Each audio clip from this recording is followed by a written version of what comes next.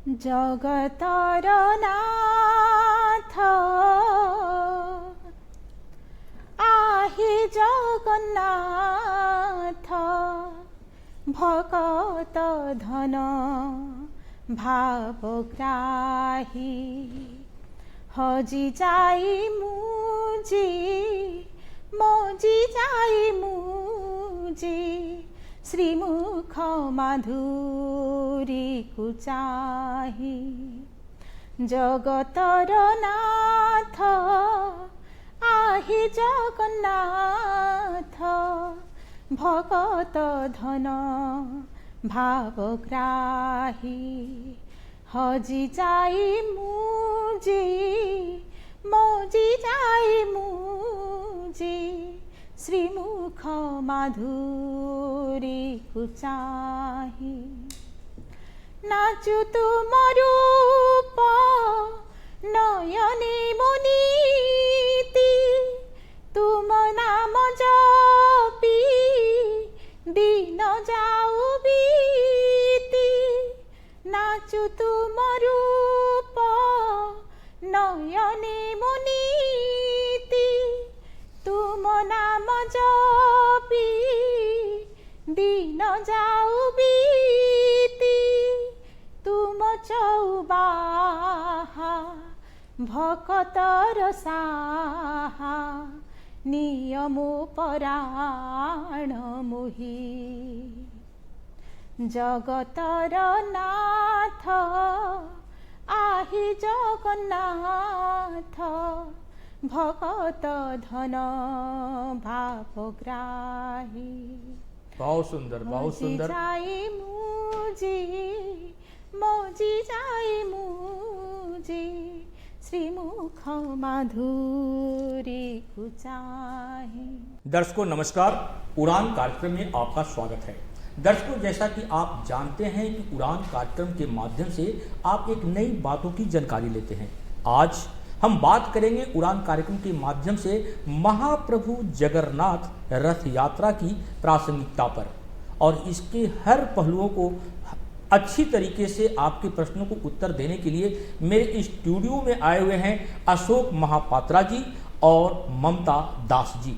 मैं आप सभी की ओर से अशोक महापात्रा जी और ममता दास जी का अभिनंदन करता हूं, स्वागत करता हूं। दर्शकों, जैसा कि आप जानते हैं कि पूरे विश्व में महाप्रभु जगन्नाथ की रथ यात्रा निकलती है और लेकिन इसमें कई तरह की बातें आती है। इस पर सबसे पहले हम बात करेंगे अशोक महापात्रा जी से कि महापात्रा जी, हमारे दर्शकों को आप यह जानकारी दें कि पूरी रथ यात्रा का महत्व क्या है। जय जगन्नाथ। दूरदर्शन के सभी दर्शकों मेरे नमस्कार। भगवान जगन्नाथ जी विष्णु का एक अवतार होते हैं और जब साल में एक बार भाई बलराम जी बहन सुभद्रा जी के साथ बाहर निकलते हैं भक्तों को दर्शन देने के लिए, उसका महत्व बहुत धार्मिक होता है, समानता होता है और इसको धार्मिक बोला जाता है क्योंकि वो उनका भगवान जी का भक्त का साथ मिलन हो जाता है। वो सारे भक्त, ब्रह्मांड के सारे भक्त को मिलने के लिए वो बाहर आ जाते हैं। उस टाइम ये कथित है कि भगवान को दर्शन करने से तो जितना पाप है वो मुक्त हो जाते हैं और दर्शक जितना भक्त है वो सब पाप से मुख्य लाभ करते हैं। बहुत सुंदर आपने हमारे दर्शकों को जानकारी दिया अशोक महापात्रा जी कि आप रथ यात्रा का महत्व काफ़ी ही विशेष है और भक्त अपने प्रभु का दर्शन करके हर पापों से मुक्त हो जाते हैं, जैसा कि आपने कहा। लेकिन ममता दास जी, हमारे दर्शक आपसे जानकारी लेना चाहेंगे कि महाप्रभु जगन्नाथ जो पूरे विश्व के पालनहार हैं, रचयिता हैं, सबके हृदय में बसने वाले हैं, तो आखिर भगवान जगन्नाथ हैं तो कौन? नीलाचल निवासाय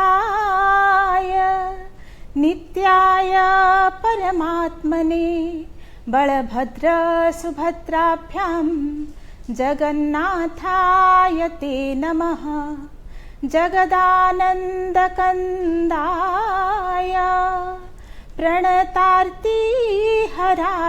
च नीलाचल निवासाय जगन्नाथाय ते नमः। जय जगन्नाथ। सभी को मेरा हार्दिक प्रणाम। ये तो बहुत सुंदर प्रश्न है। जगन्नाथ जी को तो सभी जानते हैं।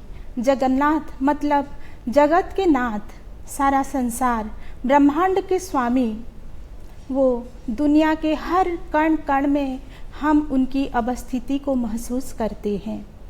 वही जगन्नाथ हैं जिनके आज्ञा के बिना एक पत्ता तक ना हिले, जो जगत के पालनहार हैं, जिनकी आदेश से यह सारे ग्रह उपग्रह विश्व घूर्णमान हैं। वही भक्त वत्सल जगन्नाथ जी भक्तों के हृदय को झट से पढ़ लेते हैं।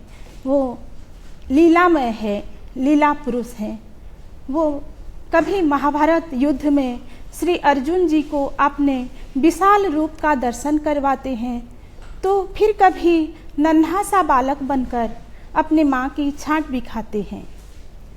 वही जगन्नाथ जी वो भगवान विष्णु के श्री कृष्ण अवतार का एक रूप है, जो ओडिशा राज्य में स्थित पुरी शहर, जो कि हिंदुओं के चारों धामों में से एक धाम है, उसी पुरी धाम में वह अपने जगन्नाथ मंदिर में अपने भाई श्री बलभद्र जी और बहन सुभद्रा के साथ विराजमान है। बहुत सुंदर आपने ममता दास जी हमारे दर्शकों को जानकारी दिया कि जगत का नाथ जगन्नाथ वो हैं जो पूरे विश्व के पूरे ब्रह्मांड का पालनहार करने वाले हैं। और आपने भगवान जगन्नाथ की जो श्लोक और प्रार्थना से पूरे उनकी वंदना के साथ अच्छी तरीके से जानकारी दी।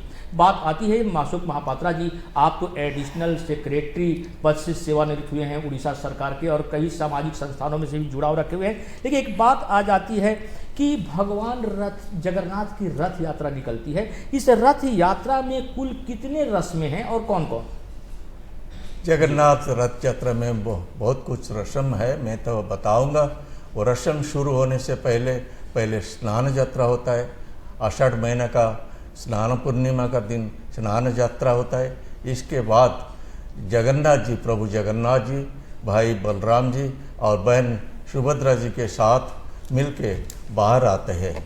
जो बाहर आते हैं उसको पहंडी विजय कहते हैं, बोला जाता है। पहंडी विजय बोला जाता है। पहले सुदर्शन चक्र आते हैं, इसके बाद बलराम जी आते हैं, बीच में बहन सुभद्रा जी आते हैं, इसके बाद प्रभु जगन्नाथ जी आते हैं। उन लोग का 3 रथ होता है। एक तो नंदी घोष प्रभु जगन्नाथ की है, दूसरा बलराम की ताड़ध्वज है, सुभद्रा माता जी का रथ का नाम दर्पदलन होता है। सब आके रथ में विराजमान हो जाता है। इसके बाद जुलूस शुरू होता है। पहले शुरू होने से पहला रस्म है छेरा पहरा। बहुत सुंदर आपने हमारे दर्शकों को जानकारी दिया माशोक महापात्रा जी कि रथ यात्रा में कुल 6 रस्में होती है, और 6 रस्मों के बारे में आपने हमारे दर्शकों को जानकारी दिया। ममता दास जी, आप तो एक कवित्री हैं और साहित्य से आपको अच्छी लगाव है। हमारे दर्शक आपसे जानकारी लेना चाहेंगे कि जैसा कि अशोक महापात्रा जी ने बताया कि स्नान रथ यात्रा के सबसे पहला है स्नान यात्रा। ये सहस्त्र धारा जो स्नान है यह क्या है? सहस्त्र धारा स्नान रथ यात्रा के पहले ज्येष्ठ माह के पूर्णिमा के दिन श्री भगवान जी जगन्नाथ जी, श्री बलभद्र जी और सुभद्रा जी को स्नान मंडप में ले जाकर जो 108 घड़ों के जल के सहस्त्र धाराओं में उनके स्नान कराया जाता है। उसी को ही सहस्त्र धारा स्नान कहते हैं, और उस दिन को देवस्नान पूर्णिमा कहते हैं। उस 108 घड़े जल में तुलसी, चंदन, फूल, केसर, कस्तूरी आदि वस्तुएं मिलाया जाता है, जो कि स्नान के जल को पवित्र और सुगंधित बना देता है। यह स्नान अनुष्ठान भगवान जी के प्रमुख अनुष्ठानों में से एक माना जाता है। बहुत सुंदर आपने हमारे दर्शकों को जानकारी दिया ममता दास जी कि यह सहस्त्र धारा जो स्नान है 108 घड़े के जल के साथ महाप्रभु जगन्नाथ, बहन सुभद्रा और भाई बलभद्र को स्नान कराई जाती है। लेकिन एक बात आता है अशोक महापात्रा जी कि ये महाप्रभु जगन्नाथ जी की जो रथ निकलती है, ये रथ यात्रा कब से प्रारंभ हुई? ये तो पौराणिक मत में राजा इंद्रदुम्न जो रथ यात्रा शुरू किए थे, लेकिन उसका कोई इतिहास नहीं है। लेकिन 12वीं शताब्दी से जब रथ का निर्माण हुआ, मंदिर का निर्माण हुआ, अनंत भीमदेव जी निर्माण किए हैं 1171 साल में, उस दिन से रथ यात्रा शुरू हुआ है और चालू है। यह 12वीं शताब्दी से हाँ जी, ये रथ यात्रा का प्रक्रिया जो चालू है और उस वर्ष से 12वीं शताब्दी से अभी तक लगातार उसी समय पर भगवान महाप्रभु जगन्नाथ की रथ यात्रा निकलती है जो पूरे विश्व में प्रसिद्ध है। ममता दास जी, आपने तो हमारे दर्शकों को बहुत अच्छी जानकारी दिया कि सहस्त्रधारा स्नान बहुत काफ़ी महत्वपूर्ण स्थान रखता है। लेकिन एक बात और आती है कि पूरे वर्ष प्रतिदिन महाप्रभु का जो स्नान कराई जाती है, वो स्नान किस प्रकार कराया जाता है? क्योंकि साल में, पूरे साल में तो एक बार सहस्त्रधारा स्नान होती है, लेकिन पूरे वर्ष प्रतिदिन जो स्नान जगन्नाथ जी को कराया जाता है वो किस प्रकार कराया जाता है? जी, साल में एक बार देवस्नान पूर्णिमा को भगवान जी को तो 108 घड़े जलों में स्नान कराया जाता है, जिसको कि देवस्नान पूर्णिमा कहते हैं। मगर हर रोज माने पूरा वर्ष भगवान जी को उन मंदिर के अंदर उनके रत्न सिंहासन पर ही विराजमान करके उनके स्नान कराया जाता है। सुंदर से स्नान कराते हैं। 3 बड़े बड़े आईना में आईना उनके समक्ष रखा जाता है और उनके प्रतिबिंब जो आईने में पड़ता है, उस प्रतिबिंब को ही चंदन, जल, तुलसी और पंचामृत, पवित्र नदियों के जल से उसी प्रतिबिंब में ही उनको स्नान कराया जाता है। फिर स्नान के बाद वह आईना को हटा दी जाती है ताकि भक्त भगवान जी के दर्शन कर सके। बहुत सुंदर, एक अच्छी जानकारी हमारे दर्शकों को आपने दिया ममता जी कि भगवान जगन्नाथ के समक्ष एक बहुत बड़ा आईना रखा जाता है और उस आईना में प्रतिबिंब जो आती है उस प्रतिबिंब को ही स्नान कराया जाता है। और उसी प्रकार बहन सुभद्रा और भाई बलभद्र जी का भी स्नान प्रतिदिन पूरे वर्ष कराई जाती है। लेकिन बात आ जाती है अशोक महापात्रा जी कि हमारे जो भगवान जगन्नाथ जी, महाप्रभु जगन्नाथ जी हैं, ये गज भेष में भी आते हैं, तो गज भेष में कब आते हैं? गज भेष, देखिए, गज भेष स्नान पूर्णिमा का बाद भगवान जगन्नाथ जी को, बलभद्र जी को, माता सुभद्रा जी को गज भेष किया जाता है। गज भेष, गज होता है प्रभु गणेश जी का प्रतीक होता है। पुराण में ये लिखा है, स्कंद पुराण में ये लिखा है कि भगवान गणेश जी सब पूजा से पहले विराजमान होना चाहिए, पूजा होना चाहिए। इसीलिए जब रथ यात्रा शुरू होता है, इससे पहले प्रभु गणेश को याद करके प्रभु सबको गज भेष किया जाता है। लेकिन माता सुभद्रा जी को पद्म वेश में भूषित करा जाता है। बाकी जगन्नाथ जी, प्रभु जगन्नाथ जी, प्रभु बलराम जी को गज भेष किया जाता है। लेकिन इसमें और एक बात है, एक गज उदाहरण वेश भी होता है। ये माघ मास पूर्णिमा में होता है। प्रभु विष्णु जब गज को उद्धार किया था एक मगरमच्छ से, इसी को याद करके एक गज उदाहरण वेश भी मंदिर का अंदर होता है।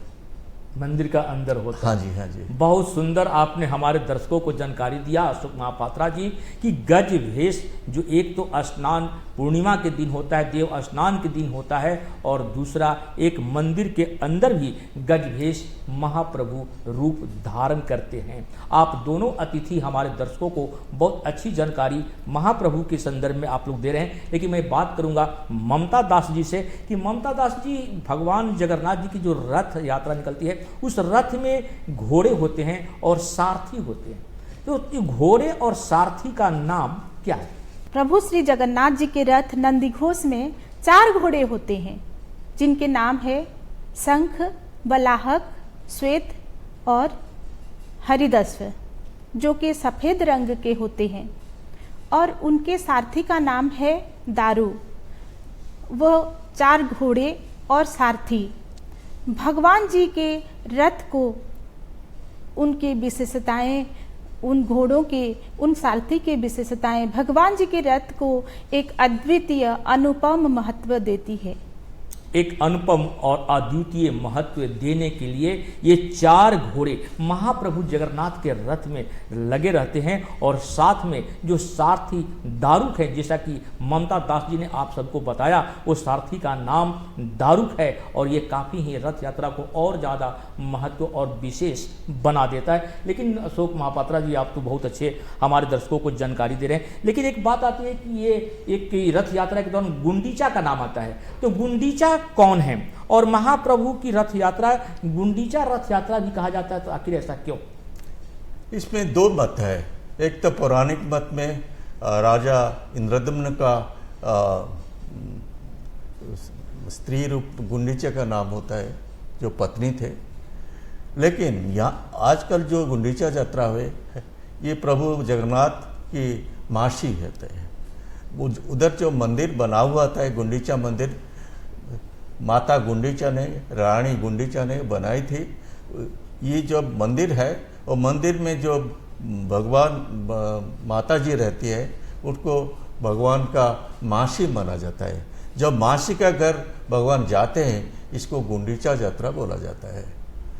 जी, गुंडीचा यात्रा बोलते हैं क्योंकि घोष यात्रा या गुंडीचा यात्रा बोला जाता है। भगवान जगन्नाथ अपने मौसी के घर जाते हैं, जो मंदिर है उसे माँ, जो गुंडीचा जो है वो भगवान जगन्नाथ की मौसी हैं। ऐसे 2 तरीके से आपके अशोक महापात्रा जी ने आपको जानकारी दिया। लेकिन ममता दास जी, हमारे दर्शक आपसे जानकारी लेना चाहेंगे कि भगवान जगन्नाथ की रथ यात्रा भक्तों के लिए क्यों महत्वपूर्ण है? यह सारे संसार में भगवान जी के तो बहुत सारे भक्त हैं, उनके ऐसे भी वो बहुत भक्त हैं। वो चाहे मनुष्य हो, पशु पक्षी, जीव जंतु, सभी को मंदिर में प्रवेश करके उनके दर्शन नहीं कर पाते हैं। और उन सभी जीवों के, उन सभी मनुष्यों के, सबके यही इच्छा होती है कि अपने जीवन में एक बार भगवान जी के दर्शन पाकर अपना उद्धार करें, अपना जीवन का कल्याण करें। उन सभी भक्तों को, अपने सभी भक्तों को दर्शन देने के लिए भगवान स्वयं चलकर मंदिर से बाहर निकल आते हैं रथ यात्रा के दिन अपने रथ पे बैठकर। और भक्तों के लिए रथ यात्रा तो बहुत महत्वपूर्ण है, क्योंकि उन्हें भगवान के प्रति अपनी भक्ति और आस्था व्यक्त करने की और भगवान जी के साथ अपने संबंध, गहरा संबंध बनवाने की उनको एक अवसर मिलता है। उसी दिन रथ खींचना, दर्शन करना और भक्ति में शामिल होना, यह एक ऐसा दिव्य अनुभव है जो कि भक्तों को भगवान के साथ जोड़ती है।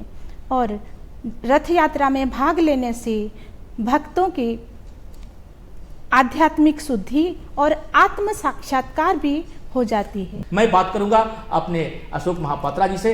अशोक महापात्रा जी, ऐसे तो रथ यात्रा के दौरान कई रस्में होती है पूरे रथ यात्रा में, लेकिन एक रस्म है छेरा रस्म। ये छेरा रस्म क्या है? छेरा जी, छेरा पहरा, इसको रथ को क्लीन करने के लिए छेरा पहरा किया जाता है।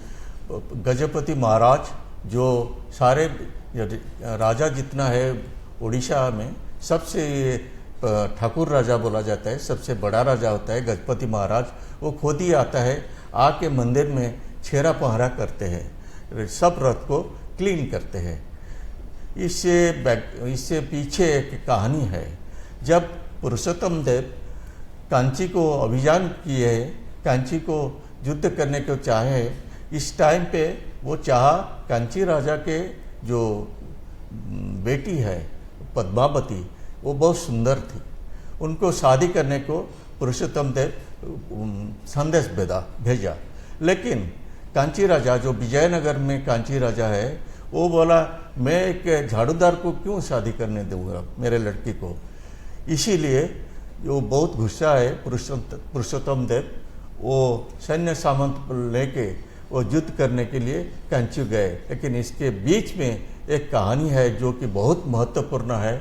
वो जब जाते हैं युद्ध करने के लिए, जगन्नाथ जी बलराम जी दो घोड़ा में साधारण रूप में पहले निकल जाते हैं। जाके रास्ता में एक जगह में जो दूध बेचते हैं एक औरत मिलते हैं, वहाँ से दही खाते हैं।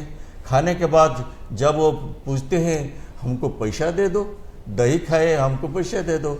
जगन्नाथ जी बोले हमारे पास तो पैसा नहीं है, तो हम ये मुद्रिका को निकाल के दिए और बोले पीछे राजा आ रहे हैं, और राजा ने से मुद्रिका को दिखाओ और पैसा ले लो।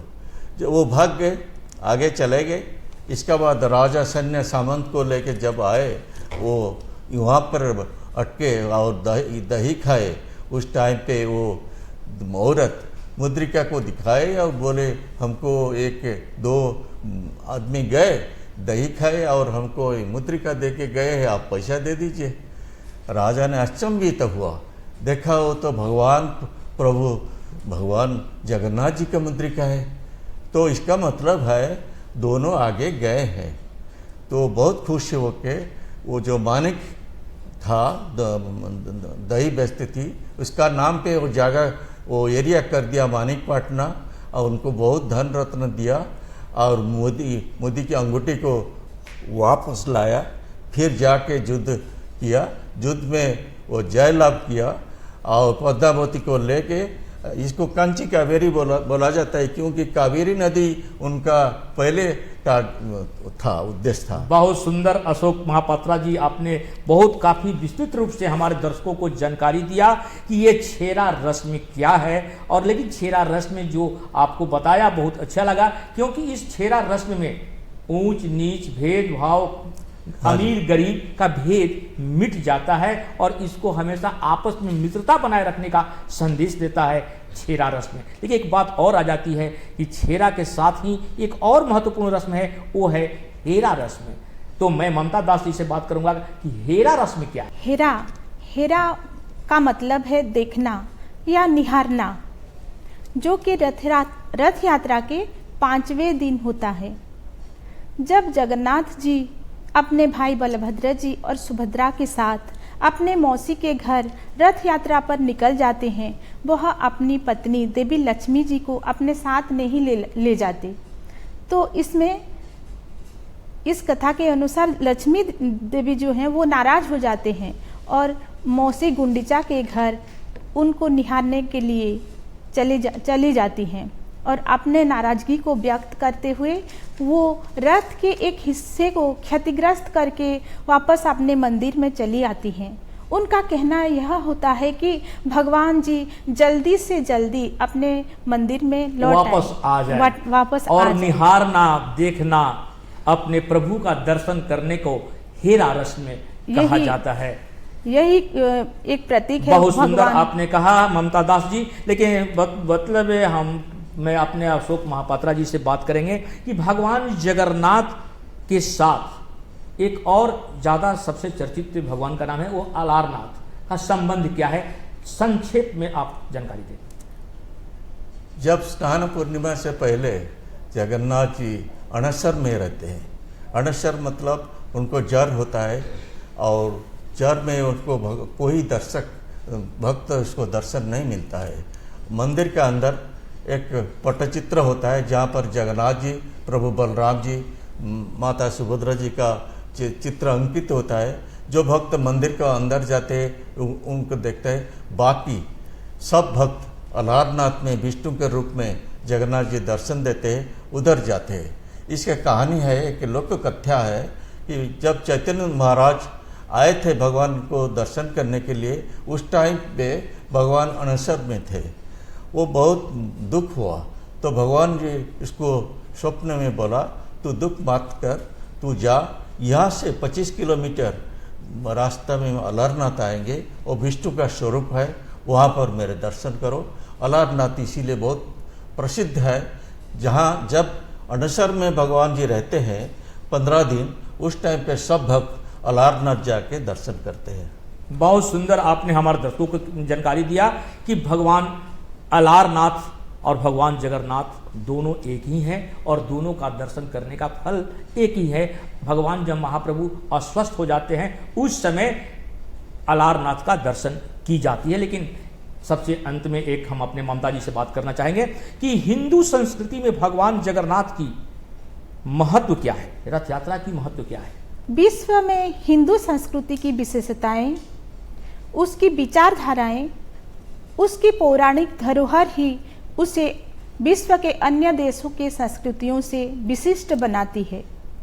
भारतीय संस्कृति युगों युगों से धर्म पर आधारित है, जो कि सदैव सदाचार, सद्व्यवहार, सद्विचार, समन्वय आदि को अपना आधार बनाया है। रथ यात्रा हिंदू संस्कृति में एक गुरुत्वपूर्ण भूमिका वहन करती है, जो कि भक्ति, एकता और सामुदायिक भावना का प्रतीक है।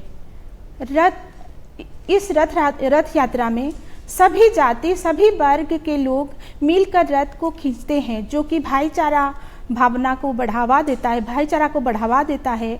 अनेकता में एकता को सींचता है, एकता के मंत्र को सींचता है। बहुत सुंदर ममता दास जी आपने बताया कि हिंदू संस्कृति में भगवान जगन्नाथ रथ यात्रा की महत्व काफी ही विशेष है, क्योंकि अनेकता में एकता पर बल देता है यह रथ महापर्व, और जो महाप्रभु जगन्नाथ जी की है। तो दर्शकों, आज हम बात कर रहे थे कि महाप्रभु जगन्नाथ रथ यात्रा की प्रासंगिकता क्या है, और इस विषय पर कई प्रकार के जो आपके दिल में जो प्रश्न था, उस प्रश्न का उत्तर देने के लिए मेरे स्टूडियो में अशोक महापात्रा जी और ममता दास जी ने आपको बहुत अच्छी तरीके से जानकारी दी है।